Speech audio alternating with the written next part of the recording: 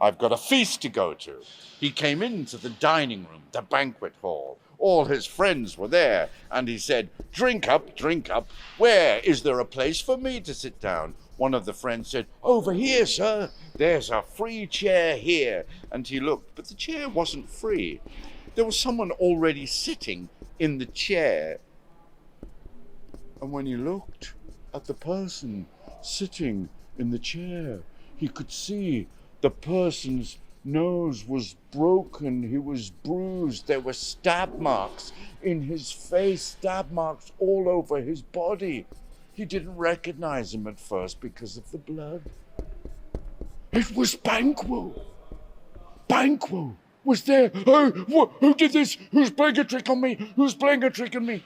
And the others looked around and said, sir, no one's playing a trick on you. It's an empty chair. It's not an empty chair. You see who's sitting in the chair. Well, Lady Macbeth, she said, husband, come with me. My husband's been very, very tired. You must forgive him. Come, come. What are you doing? Did you not see it? What?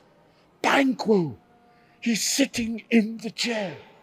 No, he's not sitting. It's his ghost. His ghost. Look.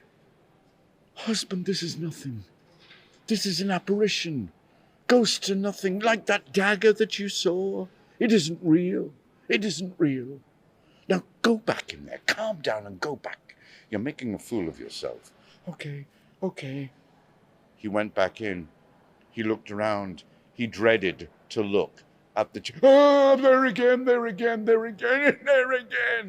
Banquo's ghost just looked at Macbeth. Just looked. That's all. Lady Macbeth said, my husband's very tired. Clear the room.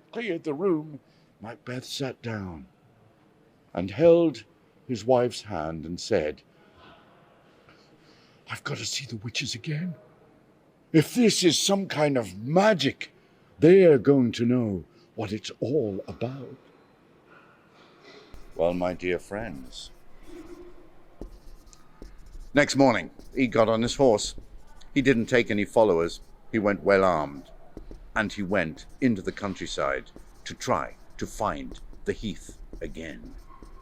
Because the heath was always there, going in and out of time and space. And the witches came up from the soil and said, hubble, hubble, toil and trouble, fire burn and cauldron bubble. A drum, Macbeth doth come. And they looked, and through the mist came the horse, Macbeth on it. I found you, he said. I found you, weird sisters. But you gotta tell me, am I safe? Am I safe?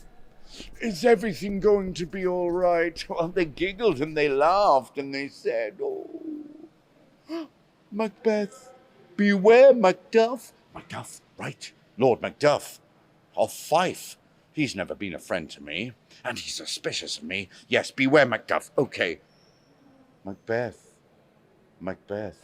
you will not die. No one can kill you. Any man born of woman cannot kill you. Oh, that's good, because every man is born of woman. So I will not be killed by a man. What else? You will never be defeated until Birnam Wood comes to Dunsinane. Birnam Wood is 10 miles away from Dunsinane. It's a huge forest.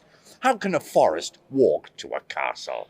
I'm safe. And turning his horse around, he galloped back. And when he got back, he got his roughest warriors in and said, listen to me. There is a castle in Fife. Macduff's castle. Macduff has fled.